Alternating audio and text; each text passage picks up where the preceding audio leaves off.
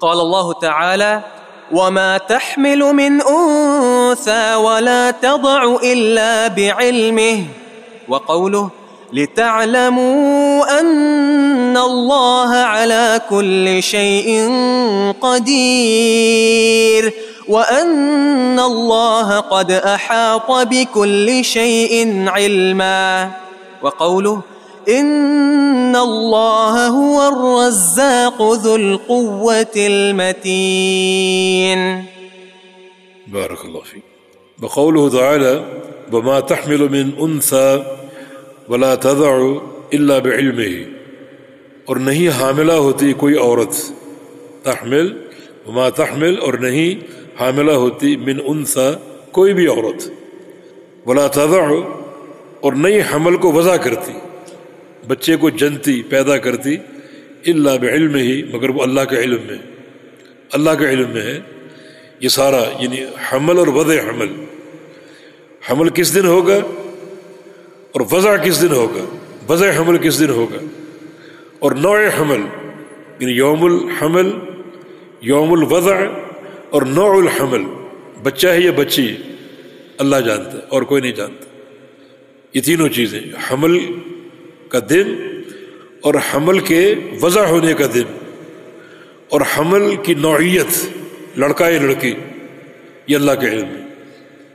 آپ سوال کریں کہ ایک شبہ وارد کرتے ہیں کہ ڈاکٹر بتا دیتے ہیں ان کے پاس ایک آلہ ہے، لڑکا ہے لڑکی ہے، تو علم تو ظاہر ہو گیا، علم تو افشا ہو گیا۔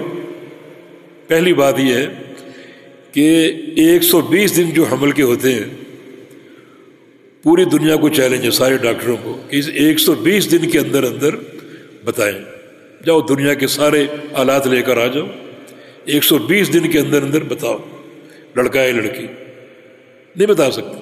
40 دن نطفہ کی شکل ہے، 40 دن خون اور 40 دن لوتھڑا گوشت کی بوٹی، یہ 120 دن ہوتے ہیں۔ ان 120 دنوں میں ساری سائنس اور وسائل جمع کر لو، بتاؤ لڑکا ہے لڑکی۔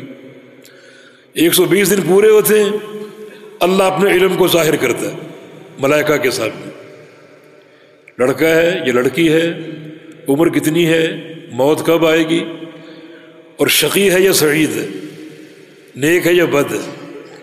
اب وہ علم افشا ہو چکا ہے، ملائکہ کو بتا دیا گیا، 120 دن تک علم غیب تھا، اب وہ افشا ہو چکا ہے، ملائکہ کے علم میں آ گیا۔ جب افشا ہو گیا تو اللہ تعالیٰ نے انسانوں کو بھی توفیق دے دی کہ ایسے آلات انہوں نے تیار کر لیے، ان آلات کی مدد سے وہ بتا دیتے ہیں کہ لڑکا ہے لڑکی۔ لیکن اگر کسی کو دعویٰ ہے تو یہ 3 مراحل ہیں، یعنی مضغہ تک بتائیں اس میں لڑکا ہے لڑکی، اور سائنس بھی بتاتی ہے آلات کی مدد سے، وہ پھر وہ غیب نہیں ہے۔ جب تک میں نے یہ مسجد نہیں دیکھی تھی، میں نہیں جانتا تھا یہ کیا ہے کیسی، اب میں نے دیکھ لی، اب میں بتا سکتا ہوں کتنے ستون ہیں، کتنی صفیں ہیں، چھت کیسی ہے، لائٹیں کیسی۔ ایک چیز جب دیکھ لے تو پھر وہ غیب نہیں رہتی۔ علم غیب بن دیکھے علم، اور بن دیکھے خبر دینا، یہ کمال اللہ رب العزت کا ہے۔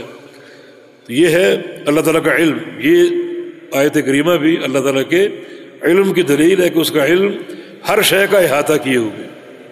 وقولہ لتعلموا ان اللہ علی کل شیء قدیر وان اللہ قد احاط بکل شیء علما۔ اللہ پاک فرماتا تاکہ تم جان لو، لتعلموا تاکہ تم جان لو، ان اللہ علی کل شیء قدیر کہ اللہ تعالیٰ ہر شے پر قدرت رکھنے والا ہے۔ لتعلموا تاکہ تم جان لو، اس کا معنی جملے میں پہلے کچھ ہے، یہ تاکہ تم جان لو جملہ ناقص ہے۔ پہلے کیا ہے؟ خلق 7 سماوات ومن الارض مثلہن، کہ اللہ تعالیٰ نے 7 آسمان پیدا کیے اور زمینیں بھی اتنی، زمینیں بھی 7۔ تمہیں یہ خبر کیوں دی جا رہی ہے؟ تاکہ تم جان لو، لتعلموا تاکہ تم جان لو، ان اللہ علی کل شیء قدیر کہ اللہ ہر شے پر قادر۔ جس اللہ نے کن کہہ کر آسمان پیدا کر دی، زمینیں پیدا کر دی، اس کی قدرت کتنی شامل اور کامل ہے، تاکہ تم جان لو ہماری اس خبر سے کہ اللہ ہر شے پر قادر ہے۔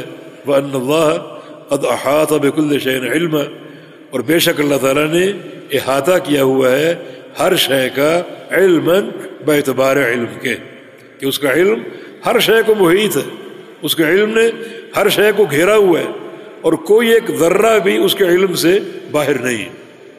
وقولہ ان اللہ هو الرزاق ذو القوۃ المتین، کہ بے شک اللہ رب العزت الرزاق ہے، الرزاق روزی دینے والا، ذو القوہ اور قوت والا، المتین متین کا معنی بھی انتہائی قوت والا، البالغ فی قوتہ الی النہایہ، کہ اپنی قوت میں انتہا پر فائز، انتہا کا، المتین بڑی قوت والا، ذو القوۃ المتین، المتین ذو القوہ کی تاکید ہے، وہ الرزاق ہے، ایسا رزاق جو بڑی قوت والا ہے۔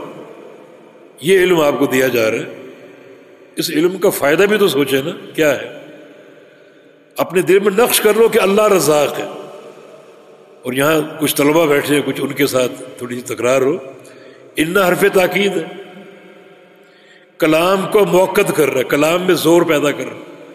بے شک انا کا معنی اللہ، انا کا اسم ہے، هو الرزاق، یہ پھر مبتدا اور خبر، مبتدا اور خبر، ہوا مبتدا، الرزاق خبر، ہوا ضمیر ہے جو کہ معرفہ ہوتی، الرزاق معرف باللام ہے، یہ بھی معرفہ ہے، دونوں معرفہ، جملے کے دونوں جز معرفہ ہیں، مبتدا بھی معرفہ، خبر بھی معرفہ، اور جب مبتدا خبر دونوں معرفہ ہوں تو کلام میں حصر پیدا ہو جاتا ہے، ایک تاکید پیدا ہو جاتی ہے۔ اب ترکیب یہ ہے کہ انا یہ حرف تاکید ہے، اللہ انا کا اسم ہے، هو الرزاق مبتدا خبر مل کے یہ خبر ہے، اور پھر یہ مبتدا اور خبر دونوں معرفہ ہیں۔ یعنی کتنی تاکید ہے کہ اللہ ہی رزاق ہے، اس کے سوا کوئی رزاق نہیں ہے۔ اس آیت کریمہ کے علم کے بعد اگر تم کسی کو داتا کہو گے، کسی کو گنج بخش کہو گے، اور کسی کو جناب دستگیر کہو گے، اور کسی کو مشکل کشا کہو گے، تو یہ تمہارے ذہنوں کی یعنی وہ پرلے درجے کی حماقت ہے جس کا کوئی تصور نہیں کر سکتا۔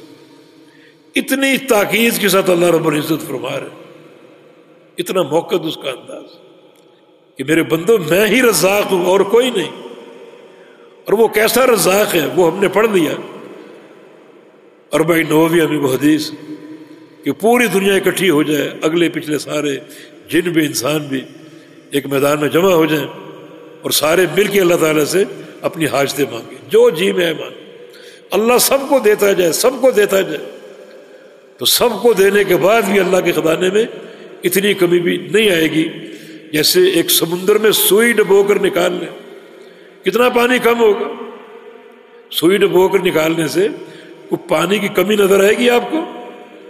اللہ کے خزانے میں اتنی کمی بھی نہیں آئے گی۔ اس ذات کو چھوڑ کر یہ در در کے دھکے کھا رہے ہو، تو ان اللہ هو الرزاق، بے شک اللہ ہی رزاق ہے اور کوئی نہیں۔ یہ علم کہاں جائے گا، یہ عقیدہ کہاں جائے گا؟ اس عقیدے سے بغاوت، کتنی جرت ہے انسان میں۔ اللہ کا خوف کرو، اور ان آیات کو، نصوص کو پڑھ کر اپنے عقیدوں کی اصلاح کرو۔ اور اگر ہمارے پیچھے ہمارے گھر والے، دوست، احباب اس قسم کی بدعقیدگی میں ملوث ہیں، درگاہوں میں جانا، ان سے بھیک مانگنا، دیے جلانا، اور قبروں پر چادریں چڑھانا، پھول نچھاور کرنا تاکہ قبر والا خوش ہو جائے، اور خوش ہو کر ہماری جب وہ حاجتیں پوری کر دے، تو ان کو خبردار کرو یہ شرک ہے، بڑا بھیانک قسم کا۔ اور شرک اگر آ جائے، کوئی نیکی، کوئی عبادت اللہ قبول نہیں کرتا۔ تو کتنی ایک تاکید اور حسر کا انداز ہے کہ ان اللہ هو الرزاق، اللہ ہی رزاق، اور ساتھ سن لو ذو القوہ، وہ قوت والا ہے، المتین قوت کی انتہا کو پہنچا ہوا۔ یہاں دو فائدے ہیں اس جملے کے۔ ایک فائدہ یہ کہ وہ قوت والا کیسی روزی دے گا، تصور کر لو، دنیا میں اور آخرت میں۔ دوسری بات یہ ہے اس کو رزاق اگر نہیں مانو گے تو اس کی قوت سے ڈرو، تمہارے ساتھ کیا سلوک ہوگا، کیسا اس کا عذاب ہوگا۔ ذو القوہ ہے وہ، اس کو رزاق اگر نہیں مانو گے، کسی اور کو داتا بناؤ گے، گنج بخش بناؤ گے، تو اس کی قوت کا پھر تقاضا کیا ہوگا اور کیسے اس کے عذاب کو جھیلو گے۔